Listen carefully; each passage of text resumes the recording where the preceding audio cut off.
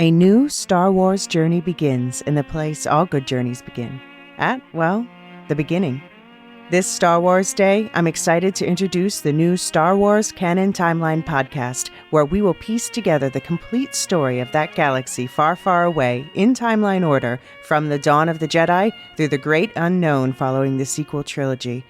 This is a podcast for both Star Wars superfans and complete newbies.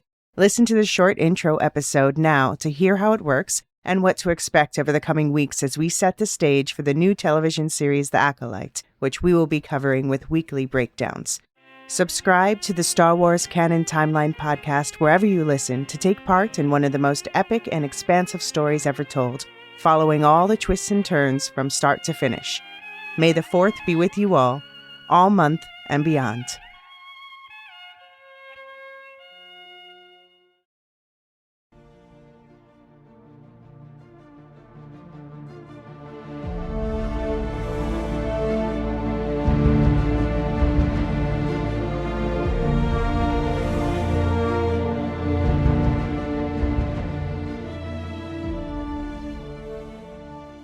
Hello and welcome to the Radioactive Ramblings podcast. I am your host, Aaron. Today we're going to be doing something a little bit different. This is going to be our first episode of a new Fallout lore series. By popular demand, people wanted to know a little bit more about the franchise, the origins of some of the factions, so here we are. In addition to the new series, I have a new co-host joining me. So without further ado, I would like to introduce my co-host and your other guide to the wasteland, Richard, a great friend of mine. Hey guys, as Aaron said, my name is Richard. I am a bit of a Fallout nerd too, and I'll be, again, the co-host of this podcast, and I am super excited to get going and start spreading the info that we've gathered for you guys. Awesome. And so if you've been listening to Radioactive Ramblings for a little while, we wrapped up covering the Fallout series on Amazon Prime Video that was covered by me and Chase. And for that podcast, I knew a bit about the lore and Chase was coming into it blind. Richard, you're somewhere in between, right? Yeah, I'd say I'm about, if you're at like a 10 for how much you know and Chase is at a 1, I'd say I'm about a 5, maybe a 6 on a good day, but, that general range. I appreciate that you put me at a 10 in my Fallout lore. I don't know if I'm as confident as you are in that number, but I appreciate it nonetheless. You're the Fallout lore master, bro. Of course you're at a 10. I mean, where else would you go? You know what? I'll take that title. I'll take the Fallout lore master title. So the point of this podcast, like we said earlier, is to give an idea of some of the background information in Fallout. If you've ever played one of the games, you know that a lot of the lore is sort of in journal entries or within terminals in the games. And unless you wanted to go either digging through those or digging through the Fallout wiki, which is, let's be honest, it's a little bit hard to navigate that information. Richard, have you been on the Fallout wiki? I have had the, I don't know if pleasure is the right word, but I've been on there, and it is worse to navigate than most of the other like lore wikis I've taken a look at, and I get too lost. So I go to YouTube if I need some lore. Yeah, it's quite confusing, and the Lorehounds bring this up on their podcast. A few times they've brought it up lately with their House of the Dragon coverage, that these wikis are both hard to navigate, and to be honest, the amount of ads that are present on the wiki pages make it also very difficult to know what's going on. Yeah, I feel like they take up like half the screen. I was looking at some Elden Ring lore for some later projects. And I mean, holy shit, the amount of ads just on the first page I was looking at was insane. I couldn't find the info I was looking for. So it was just, I don't know, it depends on what website they use, I guess, but a lot of them are just super disorganized and super full of ads. Yeah, the people who put those together doing great work and are they're awesome for compiling that information in one place. But if you're new to the franchise and just want to learn a little bit more, it can definitely be disorienting. So that's why we're here, to give you a little bit of a more directed idea media and keep it organized in a way that will tell a bit more of a clear story rather than just throwing information at you guys. We want to make this we want this to feel more like you guys are going to be listening to a story about the Fallout universe than listening to someone lecturing at you. Because I think that it's very easy for a podcast like this to go off the rails and have it feel like we're teaching a class on Fallout, which I don't think either of us want. No, not too much. But I mean, I'd love to obviously discuss the lore because I always thought that Fallout had a pretty deep, complex, I don't know, web, I guess, of different lore, and I just think it's incredible that they did all of that. They made the show, which not only like didn't break canon at all, woohoo, but it also expanded on what we knew and also gave us more questions that hopefully season 2 is gonna answer, or another Fallout game, whatever comes first, probably the show. But yeah, I definitely agree that we don't want to just be lecturing people for sure. All right. And with all of that said, I think that we should jump right in. The topic of today's episode is going to be the origins of the Brotherhood of Steel. So if you were watching the Fallout show or have played the games and you want to know about where this order of technologically obsessed warrior monks comes from, we've got you covered. In this episode, we're going to get into a little bit of the origins before the war and leading up to the eventual founding of the Brotherhood of Steel. So, Richard, what is your background with the Brotherhood of Steel? What do you generally side with them as a faction? Are you pro or anti Brotherhood? Okay, so in 3 and 4, I do side with them, and in 76, I mean, I guess you kind of side with every faction. I side with them, but I tend to like them more in those games just because they're cool. I love them. They've got the whole like night aesthetic down. They aren't absolute. Well, they are insane, but everyone after the Wasteland started up, that everyone's insane, so it's okay. But yeah, what about you, Aaron? So, in my earlier playthroughs of like Fallout 4, I would side with the Brotherhood pretty often. I find myself being more of a Brotherhood hater these days, though. Wow, Yeah, unreal. Well, I know. I'm we can't sorry. be friends. That's it. Podcast over. Yeah, I find myself being a bit of a hater just because they are. I'm trying to think of a diplomatic way to say this. The Brotherhood are Fanatic. kind of, yeah, they're fanatics for sure. They're kind of like a religious cult. Yeah. I mean, hey, I love a good religious cult. They're always fun. Yeah, Totally great for the world too. absolutely, especially when they have power armor and energy weapons. That's not dangerous at all. No, not at all. But in Fallout 3, I definitely do the like good guy Brotherhood ending every single time just Oh, for because sure. the Brotherhood of Steel in Fallout 3 is so different from the Brotherhood in the other games. They're very much they're good guys in Fallout 3. Like no question about it. They have the best intentions for the Wasteland in mind. 4, when I had to, this is a spoiler for Fallout 4, the Brotherhood of Steel like quest line, and I remember I loved Paladin Danse. He was my favorite Brotherhood character in 4 at least, and I was so sad when Elder Maxim was like, he's a synth, kill this guy. Like, that was just too much. I couldn't. Now, if you're wondering what a synth is and have questions about that, we will cover that in a later episode. Yes, we will. Don't even worry about it. We've got you covered coming up. This is going to be a sort of long-running series on the Radioactive Ramblings feed. We're going to be keeping this show going for a long time. I think that having this that sort of harkens back to our Fallout roots and grounds us in that is going to be great. So, without getting sidetracked anymore, let's get into the origins of the Brotherhood of Steel. To really get into it and understand it, we have to start in the 2050s before the Great War. The bombs drop in the Fallout universe in the year 2077 in October, and so we're going to be starting roughly 27-ish years before then. In the United States and globally, but particularly in the US, a very awful disease is sweeping across the country called the New Plague. It's causing starvation, displacement, lots of unrest in the United States, and the government and a lot of corporations are trying to figure out a way to combat that. We in our real world, of course, know nothing about the world getting shut down by a horrible plague across the world. No, it would never happen. It never could happen. No, completely unrealistic in a modern setting. Yeah, Absolutely. no, we're just too advanced. We're like that. I mean, it's crazy. So there was obviously a desire for the cure for the plague, and the US was also locked in a very long resource war with China at this point, and they were very afraid, especially the citizens and the corporations were very afraid that the Chinese government and military were going to use biochemical weapons in the United States. And Yeah, so those the commie US bastards. Get You're rid of them starting to all. sound like Liberty Prime. I am Liberty Prime. What can I say? I mean, communist detected. That guy's gone. Yeah. So obviously, the U.S. military is going to want to find some sort of cure for this, get a vaccine out, and they contract a company who you might recognize from the series called West Tech, and they began working on a pan-immunity virion. So Just really quickly for some of the the closer to Chase people, and also a little bit for myself.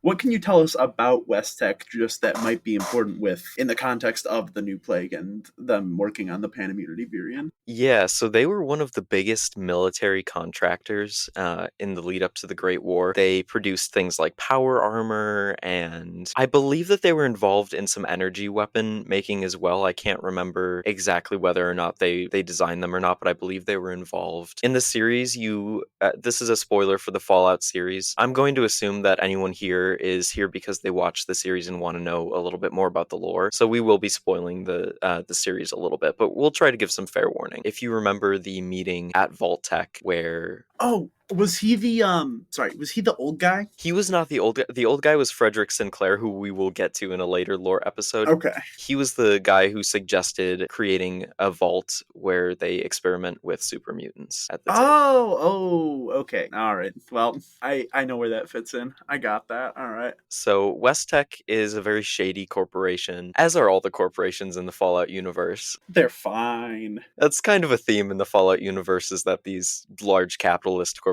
corporations You can do it. are, Yeah. yeah, these large capitalist corporations are sort of messing things up quite a lot. Yeah, that especially after the show. I mean that ending was just insane. It really was. It adds a lot of context to how evil these companies in the Fallout universe really were. So, amid the resource wars, which, as I said earlier, were these wars between the US and China over the remaining oil, uranium deposits, Europe and the Middle East were also involved, but it was primarily a war between the United States and China. The plague was used as an excuse to discourage the assembly of workers, bust up unions. It fueled conspiracy theories. They were using it as a way to grow anti-communist sentiments, and the US government and West Tech even spread rumors that being infected with the plague would cause a symptom of having socialist thoughts, which See, that one is just insane. Like, you're gonna be a commie if you get sick. So don't do that. Like, what? That is so wild. yeah, that's crazy. I mean, I'm more worried about real things, like I put on my tinfoil hat to protect me from the 5G rays every morning. See, I'm more worried about even realer things. Like, I gotta build a set of power armor in the next 30 years or 50 years, whatever. Like, I need a functioning suit just in case. Just in case. You are a welder by trade. I believe you can do it. I could weld one together, and the welding on the T51 that I make will not have a flaw in the chest place where you can just die instantly. Because I'm that guy. As long as you make a suit of power armor for me, I think that we can get on board with this. All right, that'll work. Yeah, why not? It'll be a fun little project. Absolutely. All right. So, despite their best efforts to develop a cure, the scientists at West Tech were unable to make any meaningful breakthroughs in this pan immunity variant.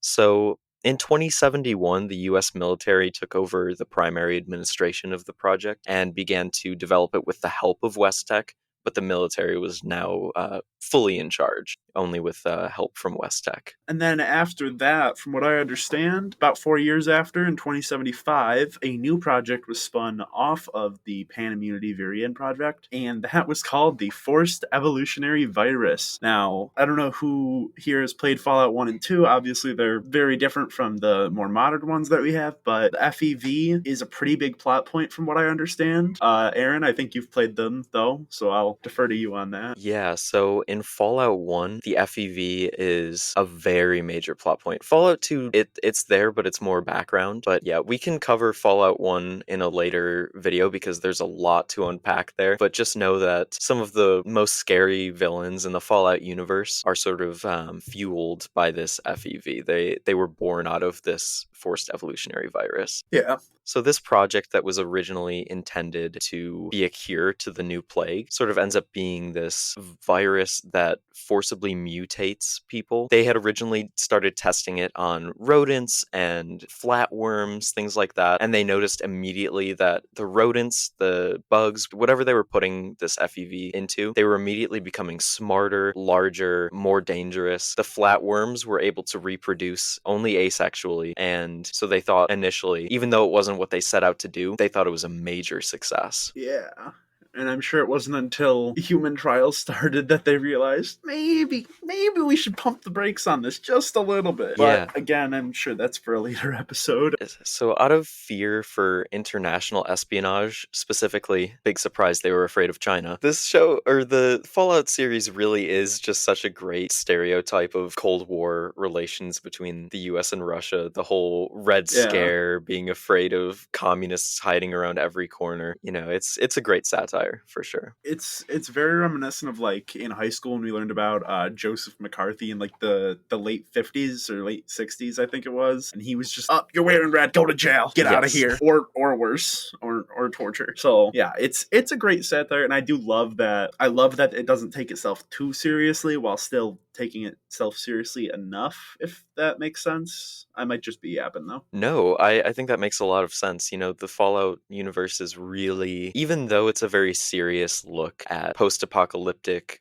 America and this sort of world that's been shattered by corporate greed and, you know, the tagline of war never changes, it's also got a very distinct sense of humor, a very dark sense of humor, but still it's there. So I appreciate that about the Fallout universe, that there's some levity to it at those times. Yeah, for sure. This international espionage that they were afraid of forced them to move the FEV project to Mariposa Military Base, which is in Central California, or actually, I believe Northern California. And this is when they began testing the FEV on human beings. Now, this is a big landmark, but it's also worth noting that when they tested the FEV on human beings originally, they were only doing it on prisoners of war, which is very messed up. That's not a war crime. That's silly. These prisoners of war in the United States, not only did prisoners of war have to endure testing with the FEV, but there were also POW camps all across America, just like the Japanese internment camps in World War II. So yeah, the United States was committing some pretty terrible crimes in the Fallout universe, which really mirrored the US's actions during World War II. Yeah,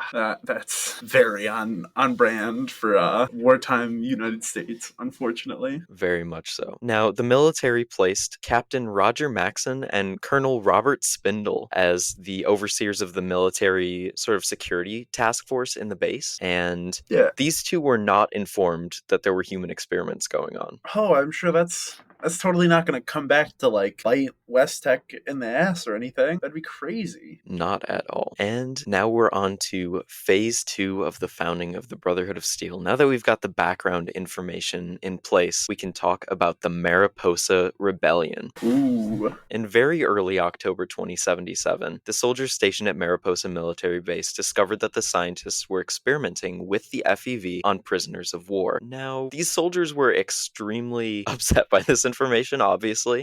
They had no idea that the base that they were guarding was being used for horrific human experiments. After that, I believe Colonel Spindle had a pretty crazy nervous breakdown, and he did lock himself in his office, which left Maxon, the captain. He was the commanding officer at Mariposa, so I mean, he got promoted. Good for him. He used his power as the new commanding officer to order the all of the scientists brought before him, to sort of get the rundown on what they're actually doing. And Chief Scientist Robert Anderson was the one who actually told him everything, and he pretty much just pleaded like, "I'm following orders. That's just what I was supposed to do. It's not my fault, but I could always disobey horribly mutating humans. I don't know, especially POWs. That's crazy." He tried to pull the card of saying, "I'm just like you, Maxon. I am a soldier just following orders.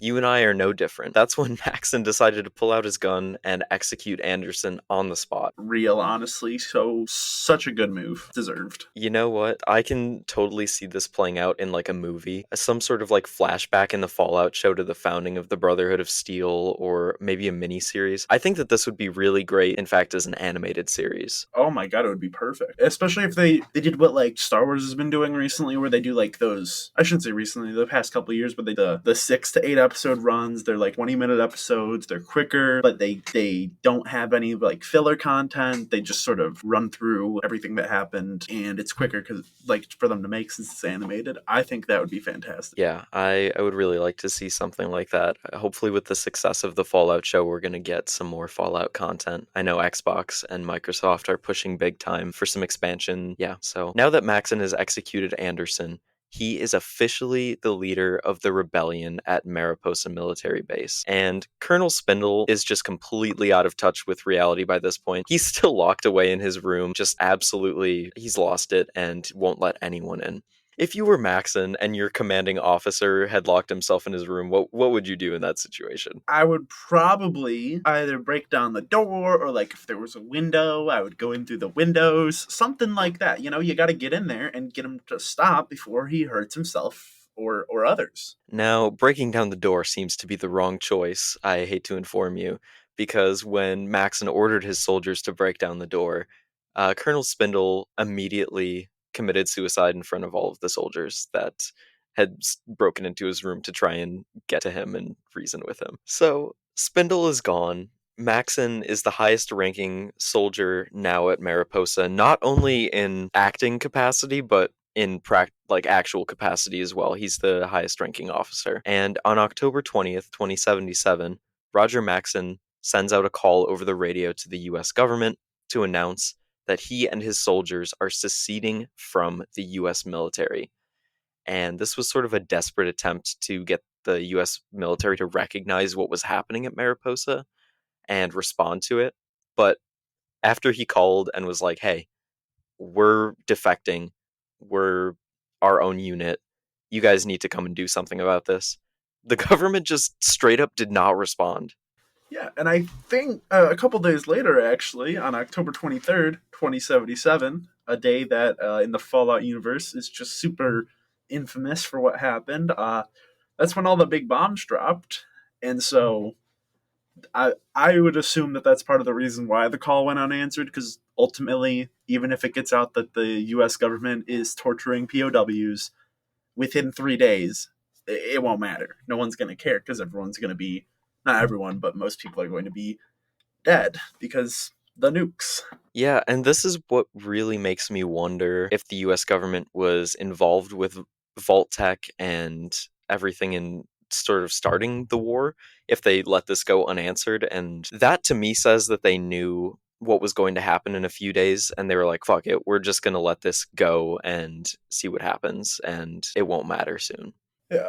Alternatively, one other thing that could have happened would be maybe Vault-Tec had people in the government that were intercepting the communications, and so they heard that, and they were just like, "Nah, don't matter." Still tied to the fact that the nukes would have dropped a couple days later, but also adding in that bit of corporate espionage from Vault-Tec, because I mean, from what we've seen, it's definitely not below them. Like they'll do it in a heartbeat. No, and we know that West Tech and Vault Tech were collaborating on a lot of the vaults, so we know that that back door into Mariposa through West Tech, that Vault Tech would have had that in since they were working so closely. I'm assuming, I mean, Mariposa is this huge facility, armored bunkers and everything, and I'm assuming that his soldiers, their families, everyone involved really was protected from the bombs, looks like. Yes, indeed. So their whole little company that they had going, the soldiers, their families, everyone stationed in Mariposa, the remaining scientists who went and defected from West Tech and the government, they were all sheltered from the nuclear bombs. And only 2 days after the bombs dropped, Maxon's scientists read the radiation levels above ground, and they determined that the background radiation was clear or low enough that they could prepare to leave Mariposa. Maxon was afraid that the Chinese military would come for Mariposa. Again, afraid of the communists, you know. Those commie bastards. Obviously, the world is destroyed and China wasn't going to be coming for them, but that didn't stop that mindset from taking hold. So Maxon decides that him and his people need to get out and make for the Lost Hills bunker in Southern California. And they thought that they would be safe in this bunker that was a old government facility. So they set out. And that brings us to the third and final chapter of this week's episode, The Exodus to Lost Hills. And so as the soldiers and their families, everyone, they're going through the wastelands, they lost a lot of people. I mean, obviously right after the bombs dropped, there were already people becoming raiders, or at least like early raiders, and a lot of people did sadly die. One of them actually was Maxon's wife, so now it's just sort of they suffered some pretty heavy losses, you know? There are some non-canon sources that say, in addition to his wife, that maybe one of his sons died, or it's a little bit foggy about what's there. I believe that comes from the unfinished Fallout 3 Van Buren game that was supposed to be the third Fallout game developed by Black Isle Studios before that studio went belly up and the franchise went over to Bethesda. So not exactly clear where that stands, but at the very least, Maxon lost his wife. But the civilians that were killed, for every one that was killed, about 2 of the Marauders were killed because these soldiers were protected by T-51 power armor. The refugees unfortunately suffered heavy losses, but the soldiers had power armor and were able to fight back. So what happened after this trek? Did they make it to Lost Hills? They did in fact make it to Lost Hills, and they turned the bunker into their home and adapted it to become this sort of beacon of technological advancement. And for a long time they kept it a secret from the rest of the wasteland. They would only go out on scouting missions to retrieve lost technology that they had heard of. And a few years later, after this group settles down in Lost Hills bunker, they officially form the Brotherhood of Steel. I believe that this happens in 2082, that the Brotherhood of Steel is officially formed with Roger Maxon as its first elder. And that really brings us to the Brotherhood of Steel, not as we know it, but the origins. If you look at Fallout 1, Fallout 2, that's sort of the Brotherhood that we know from those games. But as we get into the later games, we're going to cover this in later lore videos. The Brotherhood changes a lot over time. Their goals become different, and they really have different priorities in the modern games. Yeah, I feel like between 3, 4, and 76, I feel like they're more prevalent, of course, but they're also very different iterations of each other. I mean, obviously in 76, I think that takes place 25, 30 years after the bombs drops. Like, that's obviously the early, like, founding days. So that's as close as we're going to get to what we just covered as well, along with 1 and 2. And then 3, they start to take a turn. 4 is just a very different thing, and then the sect we see in the show is also, of course, a completely different. I mean, that's a really fanatical, like, zealous sect of the Brotherhood, as we saw. We should talk a little bit about the chapters. So, like you were saying, all of these different iterations of the Brotherhood are really different. And that's because the Brotherhood has a lot of chapters across the United States, and each one is very different from each other. And a lot of them don't recognize the authority of the high elders of the original Brotherhood. It's very much like fractured, sort of all these different little cults of the Brotherhood of Steel, all with different goals, all with different ideas of what the Brotherhood of Steel should be. But it seems like in the Fallout show, the Brotherhood of Steel that we see in Fallout 4 has sort of gained control of the Brotherhood at large. It seems like the Fallout show and the Fallout 4 Brotherhood are very much either the same Brotherhood or at least very influential on each other. when it comes to Fallout 3, that chapter was the precursor to the Brotherhood in Fallout 4 and in the show, and they were very much the ones who wanted to help the wasteland. They wanted to act as this organization that was creating like clean water and just really helping the people of the wasteland. And once the descendant of Roger Maxon came to power in the Eastern Brotherhood, that's when they sort of went back to their roots of wanting to stop mutants, control technology, and really just be this militaristic force across the wasteland that are really no better than raiders in power armor, to be honest. They're not as destructive, Yeah. but they're kind of bullies to the small farmers of the wasteland. No, I definitely feel like the Brotherhood, like when they're at their height of power, not height of power, I guess, but when they're more powerful iterations of them, definitely do. They are just raiders in nicer stuff, but they preach about honor and keeping people safe. So that's like that. I don't know what I'm trying to say, but that they use that to justify being raiders, essentially. Like, well, we're nice, so it's all right. They've got the motto of wanting to protect humanity from themselves. I think is that what you were trying to like sort of get at? Yeah. Yes, thank you. Yeah. They want to protect humanity from themselves with the technology angle. They believe that the reason why the world fell is because people had access to technology that they shouldn't. So obviously they should control it all, because if they control it all, no bad people can use it. Yeah, totally. But then it becomes like, are the Brotherhood really that good that they should be controlling the technology? I mean, they say Latin words, Aaron, okay? And they call themselves knights, so yeah, clearly. I mean, Obviously. Speaking of them calling themselves knights, we should get into before we wrap things up and call it a day on this episode, we should talk a little bit about the structure of the Brotherhood of Steel and how they organize themselves, because I'm sure that some folks are wondering, what does it mean when someone is a knight, an aspirant, an initiate? There's just a lot of words thrown out in the show and in the games that it can sort of feel like word salad, right?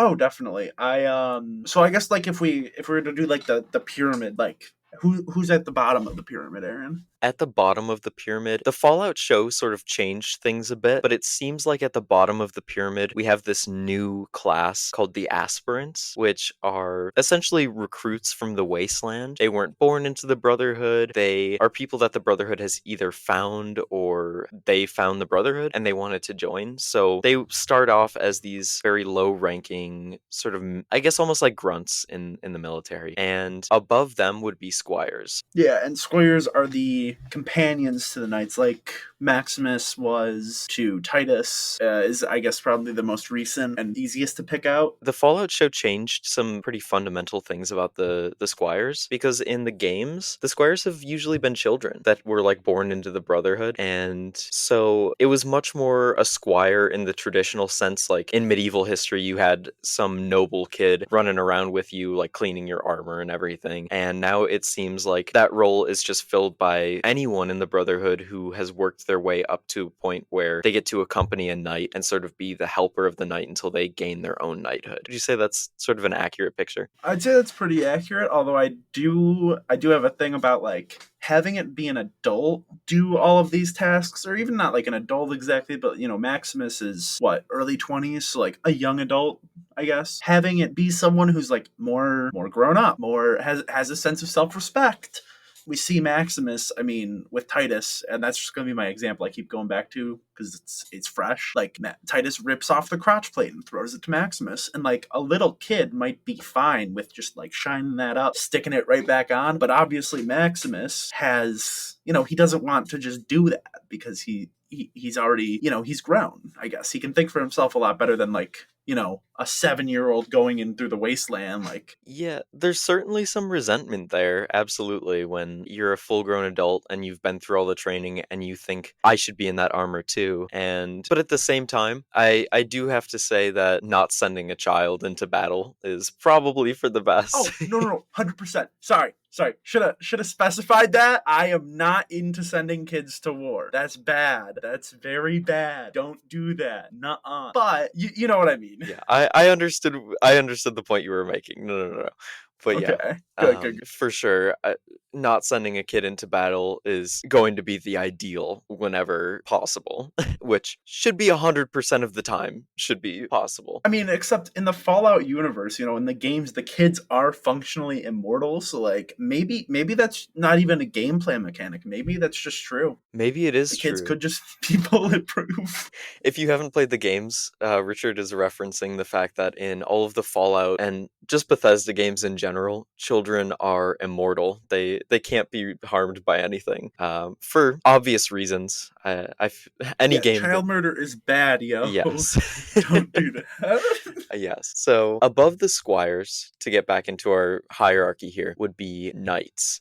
Knights are sort of the mid-tier of the Brotherhood. They're the people who have worked their way up, earned their power armor. They make up they're the cavalry of the Brotherhood of Steel. They're the ones who are going to be going into battle, dropping out of vertibirds. They make up the bulk of the military. Yeah, they're like the cabal of the Brotherhood. Yeah.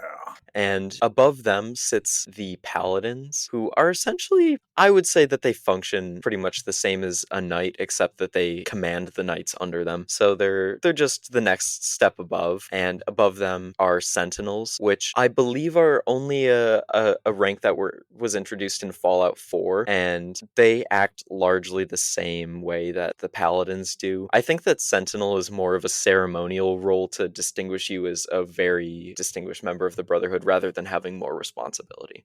I would say it's pretty much just paladin with more like oomph to it. You're a little cooler, maybe you single-handedly just 1v1 to Deathclaw with no weapon and you were just going round for round with that guy. Like something like that, I feel like would be a way to earn like your role as a sentinel from a paladin. Yeah, the way that they treated it in Fallout 4 was like, you've done a lot for the Brotherhood and you really should be the elder, but we already have an elder, so we're going to make you a sentinel instead. So I guess it's just that extra distinction when there's not really a position open, And that brings us to the top of the core military being the elder. The elder is the person who runs the chapter. They are usually picked from the existing paladins in the Brotherhood of Steel, and they are sort of the age isn't really a factor, even though they're called elders. You don't necessarily have to be seasoned and older. We see in Fallout 4 the new elder Maxon, the descendant of the founder of the Brotherhood of Steel. He was only 26 when he became the elder of the Brotherhood. Really? I thought he was at least in his 30s, but then again, I guess he's close to his 30s when we actually meet him as the elder. And I think he was in correct me if I'm wrong, but he was in 3, wasn't he? He was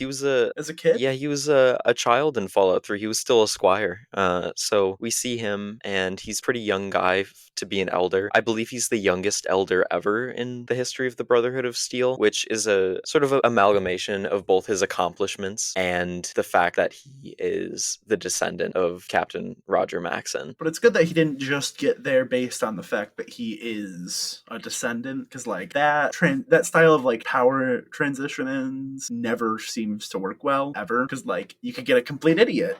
But he's related, so he's got to be the leader. Like, nah, Nepotism is never a good way to pick a leader, that's for sure. no, not one bit. And aside from this main structure, there's also a few other roles within the Brotherhood that live at kind of the knight level. Like you have scribes, which are essentially the scientists and researchers of the Brotherhood. And there's a head scribe, there's proctors. Those are all the science and research division of the Brotherhood of Steel. Those are going to be the people who are doing research, fixing up power armor, all of that. And they're not necessarily below the knights. They're kind of at an equal level, with the proctors being sort of like the paladins of the scribes. Sorry, I lost my train of thought there for a second. You're good. And then proctors reporting to the elder, Yeah, and then one last thing with it, which I think was more of an addition in the show than anything else, was the clerics. Would you say the clerics are about knight level, and then the high clerics would be about paladins? So in terms of like their own, I guess, pyramid? So I got the impression that the clerics sort of act like the elders. So like you see the guy who is commanding the base in the Fallout TV show.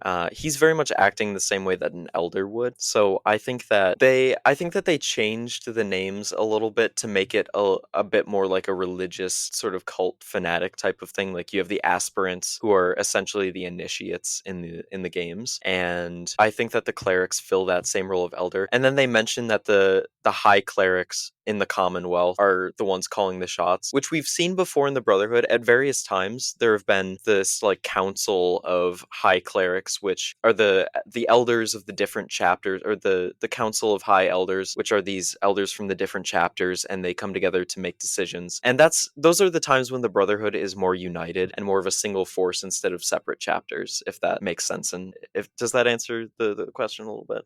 Yeah, no, it does. Okay, good. Yeah, I'm just like going through it in my head now. There's a lot of information about the way that it's organized, and also the way that the show sort of switched things up on us and introduced some new terms. Yeah. It can get jumbled a little bit easily. I'm still trying to make sense of it myself, of what exactly it all means, you know? Yeah, I get that. Now, you mentioned that you had a question or two for me before we started recording.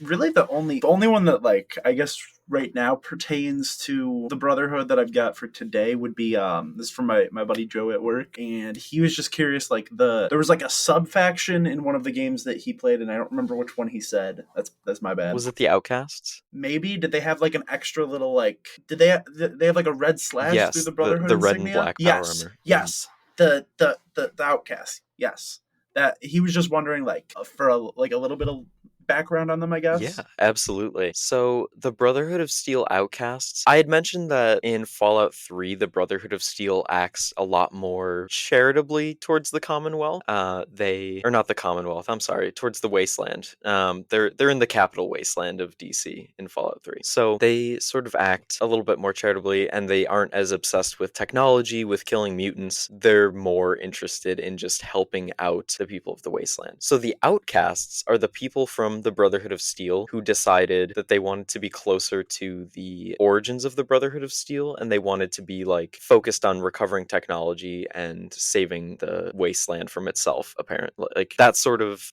religious fanatic idea. That's the Outcasts. They're much like the original Brotherhood of Steel, and actually once Elder Maxon in Fallout 4 comes to power, one of the major things that he accomplishes is, because he's more interested in technology, he's able to mend the divide, and he brings the Outcasts back into the fold of the Brotherhood. Okay, yeah. I thought I remembered that. I just couldn't. I wasn't 100% sure. I guess if that was the same group that he was asking about. Okay. And that's actually, I believe, the reason why in Fallout 4 the Brotherhood of Steel has red and black painted power armor for a lot of the knights and paladins, is because they sort of kept the old traditions alive from the years when the Outcasts were active. Yeah. Which is a very cool little detail. And also red and black power armor, I mean, in my opinion, looks badass. I mean, I love red and black as a color palette for armor. It's beautiful. So I love that. Absolutely. Well, before we dig into too much information that might be used in later episodes, I think that we can probably wrap this up. And we want you guys to be a part of the conversation. We hope that everyone listening out there is going to come to us with some Fallout questions. And Richard, do you want to tell folks how they can get a hold of us and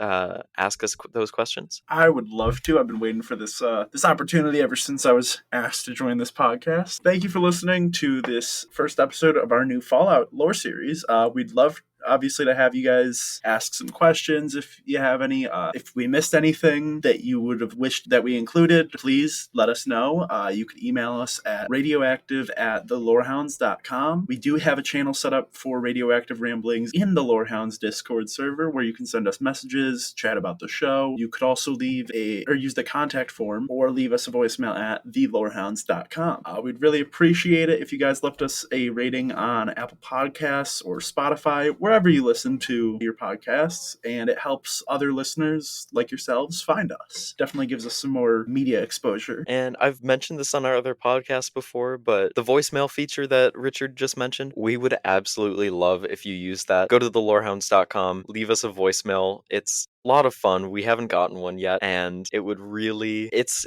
like we have another member of the podcast when you guys do that. It's a lot of fun. I've voicemailed into a few of the other Lorehounds podcasts or affiliated podcasts, and it really is a great time. So consider doing that, or just leaving us an email as well. We obviously understand if you are not comfortable with the voicemail feature. So to wrap us up, thank you guys so much for listening. Before you head out, let me tell you a little bit about our affiliate programming. We are proud affiliates of the Barovian Podcasting Network, which is run by the Lorehounds. Now, a few of the other podcasts in this network are Rings and Rituals. It's a show where Marilyn Arpakila, a longtime friend of the Lorehounds podcast, and her co-host Dr. Sarah Brown of Signum University analyze the Rings of Power Season 1 through the lens of ritual, while also looking at the bigger Tolkien legendarium. They look at ritual in our daily lives as well. They have podcasts out now with new episodes every other week, and it's a really insightful podcast. I highly recommend giving them a listen. Over at Woolshift Dust, Alicia is covering Beacon 23 Season 2. She just did an interview a little while ago with author Hugh Howey, and she's also doing the Lorehounds, or the Barovian Podcasting Network's newest podcast, the Star Wars Canon Timeline podcast, and she's doing that in the lead up to the Acolyte. It's really great. The first episode is out right now, and highly recommend that series. Properly Howard Movie Review is a show where two old friends review movies. A academic, Anthony, and a stand-up comic, Steve, rate movies on a scale of better or worse than a Ron Howard film, which is just a hilarious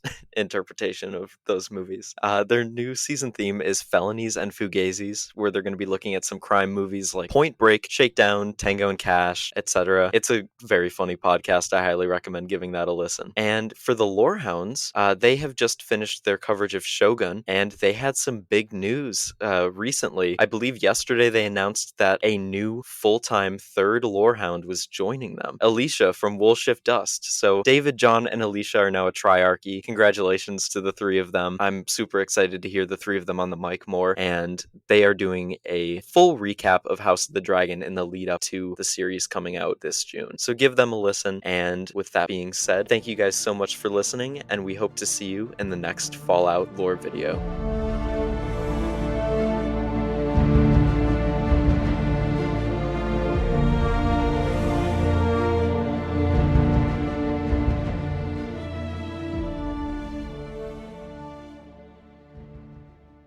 A new Star Wars journey begins in the place all good journeys begin.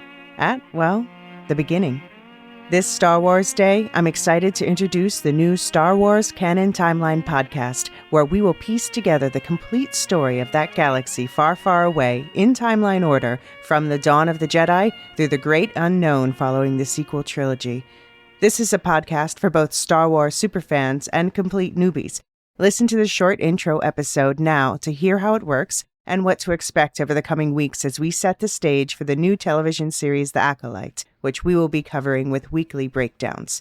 Subscribe to the Star Wars Canon Timeline podcast wherever you listen to take part in one of the most epic and expansive stories ever told, following all the twists and turns from start to finish. May the 4th be with you all month and beyond.